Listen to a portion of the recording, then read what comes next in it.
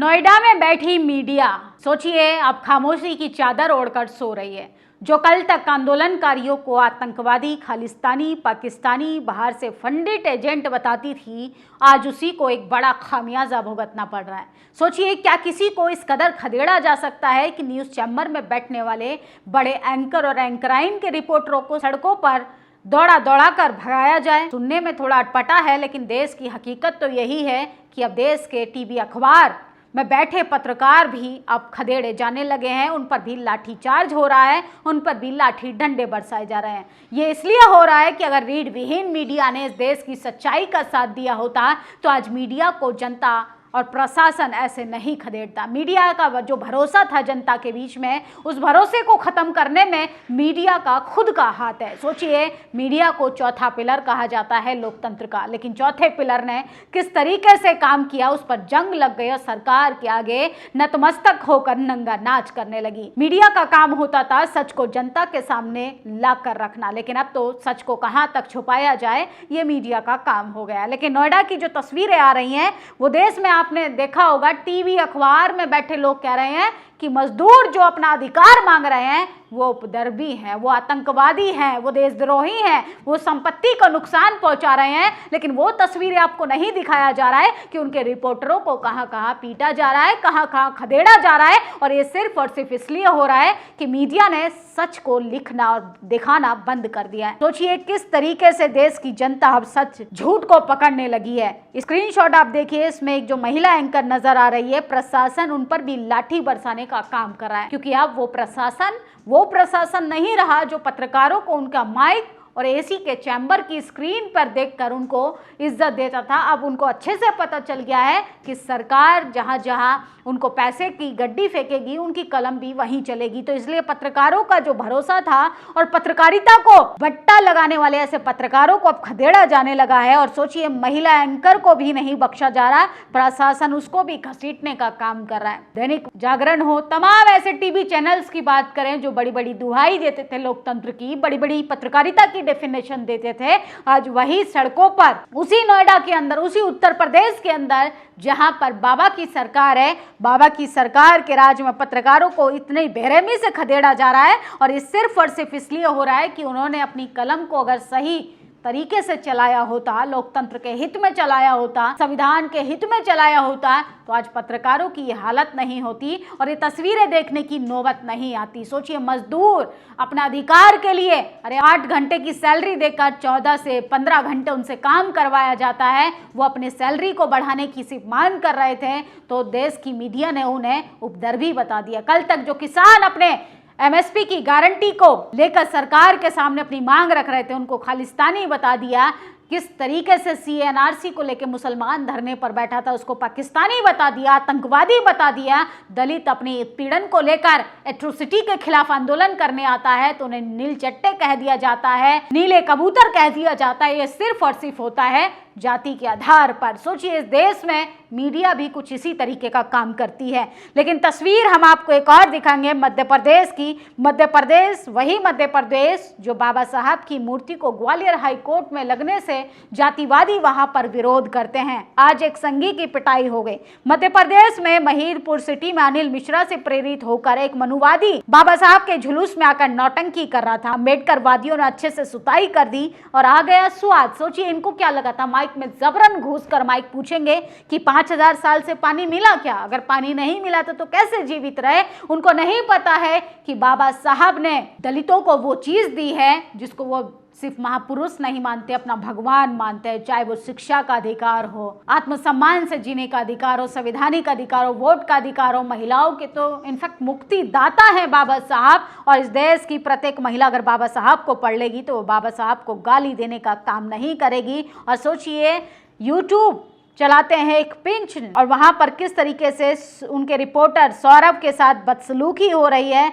उन्होंने गंभीर आरोप लगाया है कंपनी के जो कर्मचारियों के साथ कैसा व्यवहार होता होगा जब वो एक रिपोर्टर के साथ ऑन कैमरा बदसलूकी कर रहे हैं, उनके कैमरे पर हाथ मारा जा रहा है, कैमरे को उनको तोड़ने की धमकी दी जा रही है, महिला रिपोर्टरों को खदेड़ने की कोशिश की जा रही है। प्रशासन जो है किस तरीके से महिलाओं के साथ बदसलूकी कर रहा, महिला रिपोर्टरों को भी नहीं बख्श रहा। ये सिर्फ और सिर्फ इसलिए हो रहा है कि आज़ादी के 78 साल बाद भी जो डेमोक्रेसी को बचाने के लिए हमारे देश की मीडिया को काम करना चाहिए था, वो नहीं कर पा रही है। हमारे मजदूरों का दर्द दिखाने के बजाय वो किस तरीके से मजदूरों को कल तक उपद्रवी बता रही थी। सोचिए 15-15 घंटे काम करने के बाद भी उनको 5,000, 8,000, 10,000 रुपए मिलते हैं, और उसमें भी अगर 3,000 का सिलेंडर आएगा तो इंसान कमाएगा क्या, खाएगा क्या और निचोड़ेगा क्या। कहावत के तौर पर गरीबी की हालत समझने के लिए ये सटीक विश्लेषण है, और किस तरीके से 78 साल बाद भी देश के हालात इतने बदतर हैं कि मीडिया को मार खाना पड़ रहा है।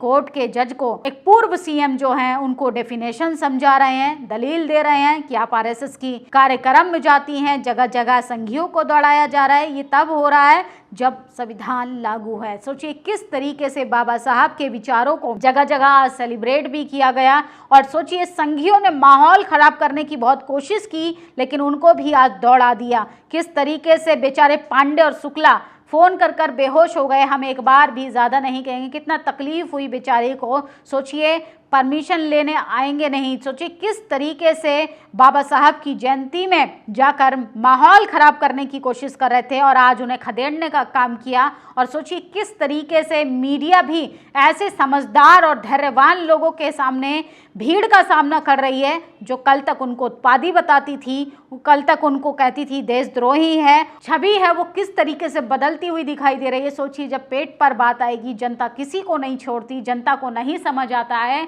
कि कौन पत्रकार है, कौन सरकार का चाटुकार है, कौन लोकतंत्र को बचाने वाला असली निष्पक्ष पत्रकार है। जनता को सिर्फ इतना पता है कि हमें अपनी पेट की भूख के लिए लगातार जो दिन रात काम करते हैं, उस मेहनत का सिर्फ हमें मेहनताना मिले, और वही उसके खिलाफ लगातार सड़कों पर आकर आंदोलन कर रहे थे। और सोचिए मजदूर और आम भारतीयों का जीवन कितना सस्ता हो गया है। भूल गए तो याद दिला दें, आए दिन ऐसी घटना हो रही है। छत्तीसगढ़ में शक्ति जिले के वेदांता पावर प्लांट का बॉयलर फटा था, बड़ी संख्या में मजदूरों की मौत हो गई थी। सूचना आ रही है कि बचाव राहत कार्य जारी है। तो मजदूरों की कीमत सिर्फ इतनी है कि आप अपने जीवन से ज़्यादा, अपने ज़िंदगी से ज़्यादा दिन रात काम करते रहिए।